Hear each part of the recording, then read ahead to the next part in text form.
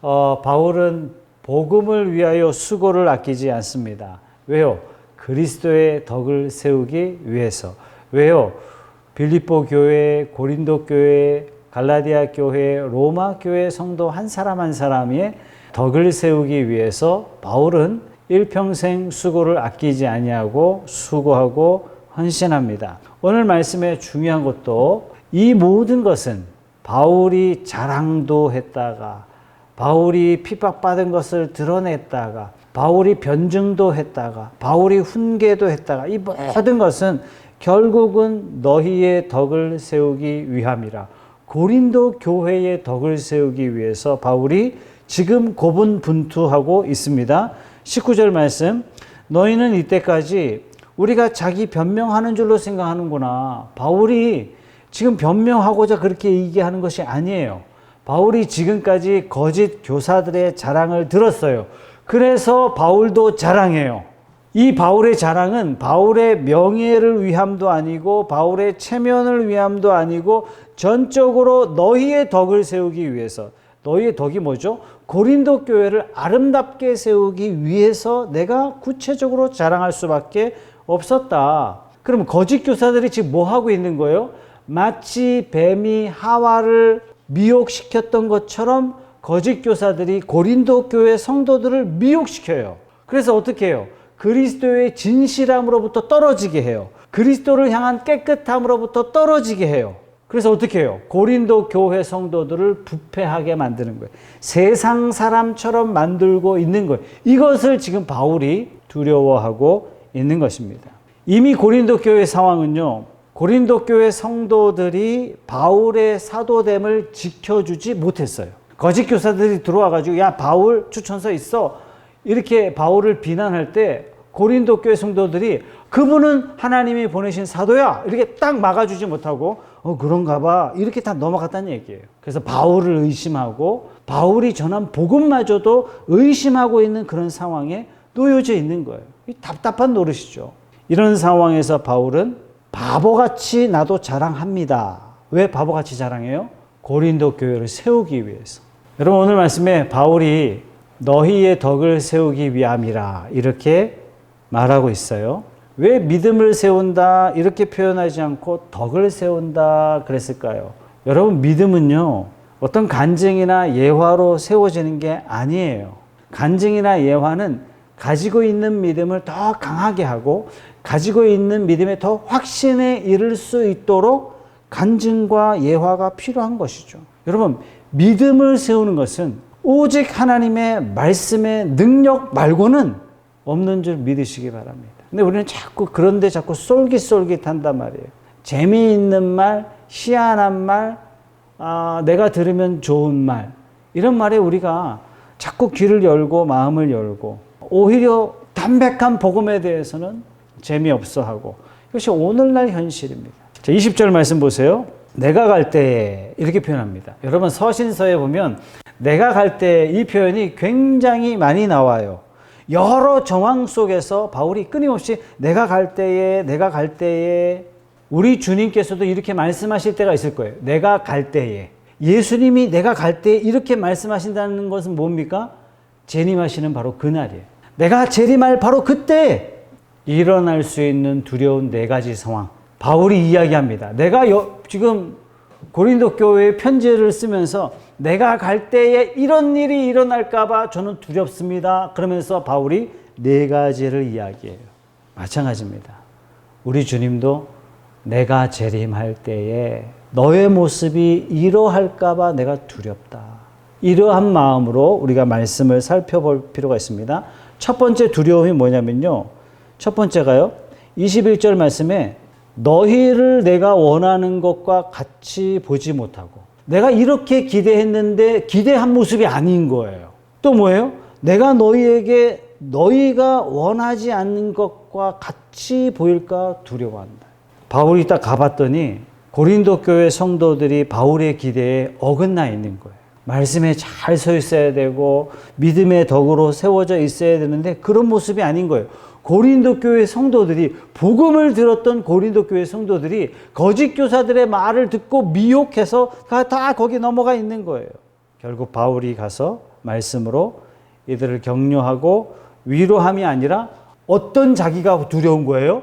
변화되어 있는, 변질되어 있는, 미혹되어 있는 그들을 바라보고 징계할 것을 그런 모습일까봐 자기가 두렵다.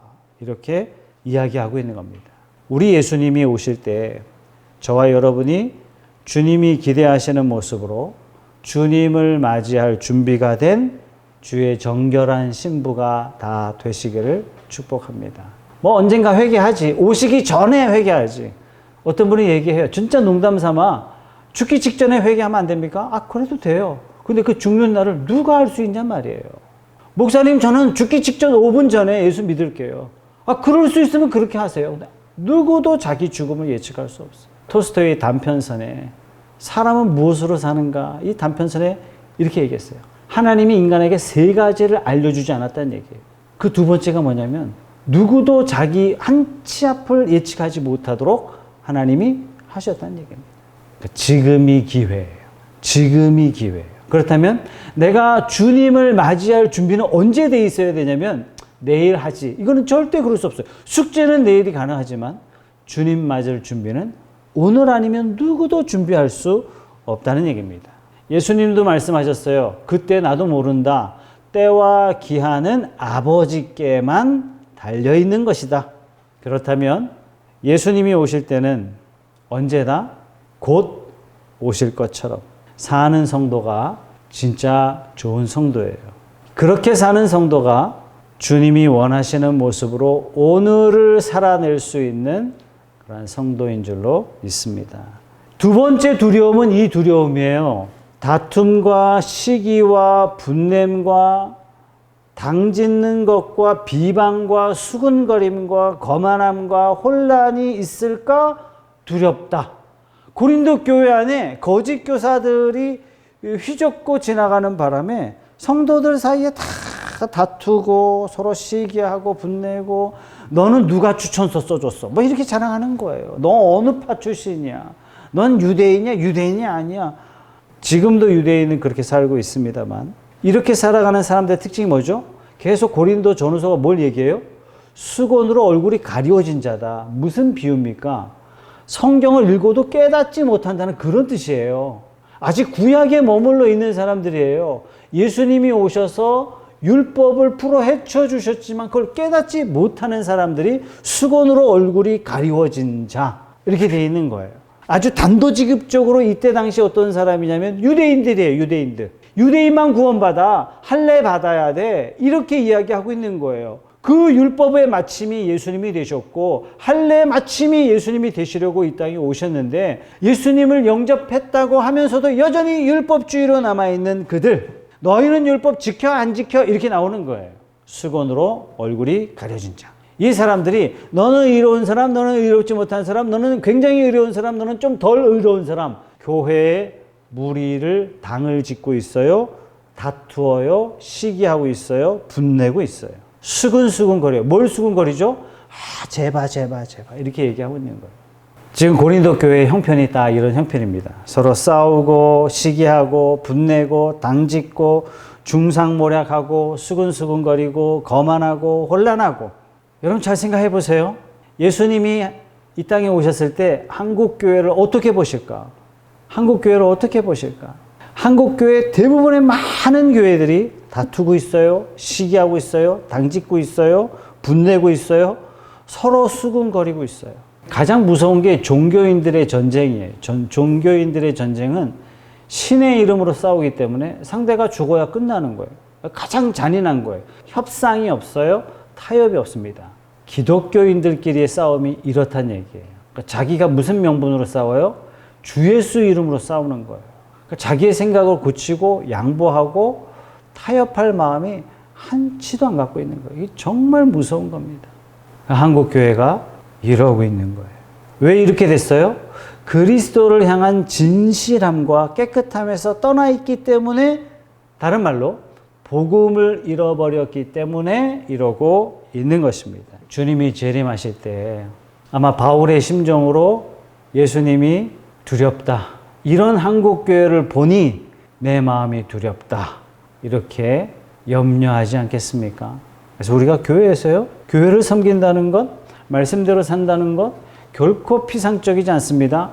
매우 어렵습니다. 순종해야 돼요. 내가 나를 낮추어야 됩니다. 내가 십자가를 져야 교회를 섬길 수 있습니다. 그런데 한국 교회는 십자가를 등에 메고 십자가를 칼처럼 휘두르고 돌아다니죠. 자, 세 번째 두려움이에요. 21절 말씀. 또 내가 다시 갈 때에 내 하나님이 나를 너희 앞에서 낮추실까 두렵다. 무슨 얘기입니까? 낮추실까? 이건 바울을 겸손하게 할까 두렵다. 그런 뜻 아닙니다.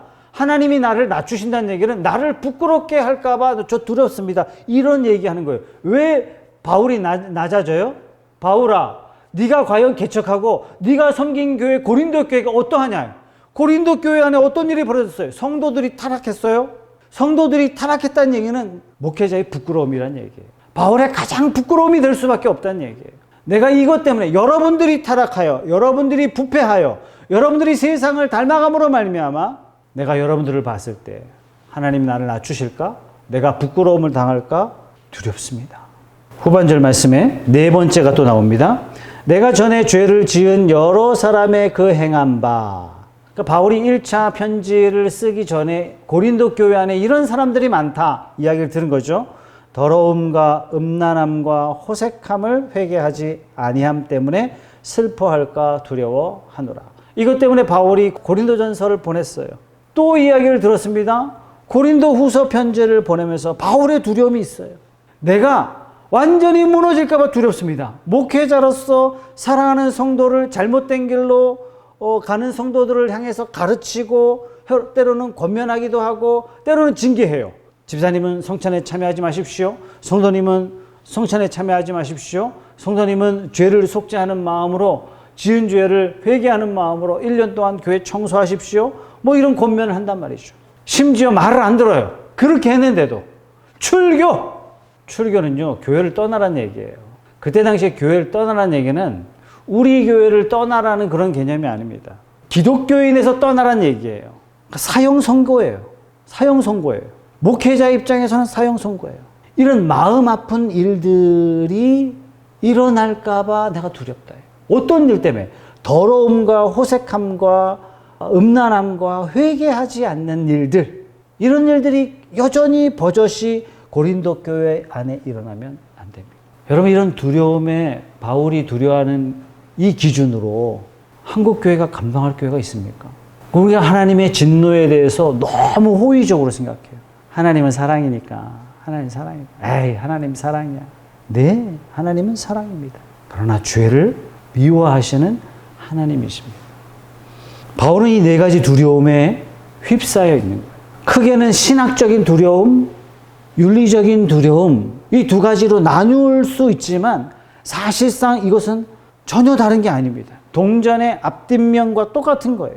신학이 무너지면요, 신앙이 무너지면 윤리적인 게 다 무너지게 돼 있어요. 복음을 상실하면 윤리적인 삶이 무너질 수밖에 없다는 얘기예요. 율법은 구원도 주지 못하고 율법은 성화도 이루지 못하게 하지만, 그러나 복음은 우리에게 구원을 베푸는 능력이 있는 줄 믿습니다. 복음은 저와 여러분의 삶을 변화시키는 능력이 복음으로 이루어지는 줄 믿습니다. 우리가 복음 안에 있으면 성화, 변화됨이 반드시 일어날 수밖에 없다는 사실이에요. 예수 그리스도를 믿는 믿음은 죄에 대한 깊은 갈등을 유발시킵니다. 예수를 믿자마자 죄 씻어 한 번에 씻어지진 않아요. 예수를 믿게 되면서 그 전에 죄인 줄 몰랐던 것이 이게 죄구나 하는 걸 깨닫기 시작하는 거예요. 이 죄를 어떻게 끊어내지 하고 고민하고 갈등하기 시작합니다. 자기 힘으로 할 수 없음을 깨닫고 하나님께 도움을 구합니다. 이때 성령의 기름 부으심을 경험하고 성령의 힘으로 죄를 끊을 수 있게 되는 거예요. 이때 뭘 깨달아요? 내 힘으로 안 되는구나, 하나님의 힘으로 가능하구나, 하나님을 의지하게 되는 것입니다.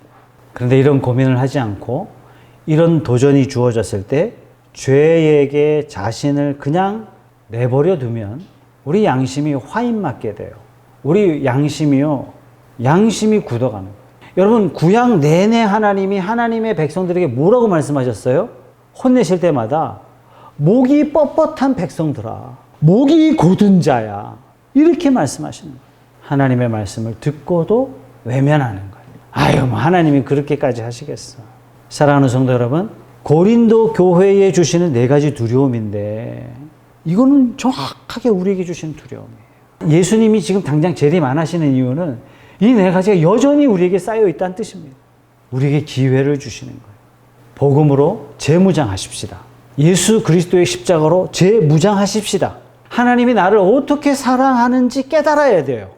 나를 구원하기 위해서 하나님께서 어떤 대가를 지불하셨는지 우리는 머리로 깨달을 뿐만 아니라 가슴으로 깨달을 때 복음이 내 것이 될 수 있어요.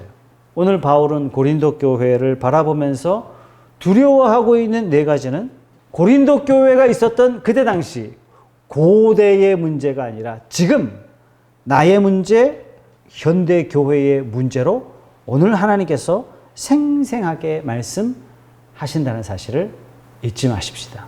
그렇다면 이 4가지 문제. 첫째, 우리 주님은요, 속히 오십니다. 뿐만 아니라 내가 맞이할 내 개인의 종말, 죽음, 누구도 알 수 없어요. 생각지 못한 때에 임한다는 사실이에요. 그때 죽음을 눈앞에 두고 후회해봐야 아무 소용이 없어요.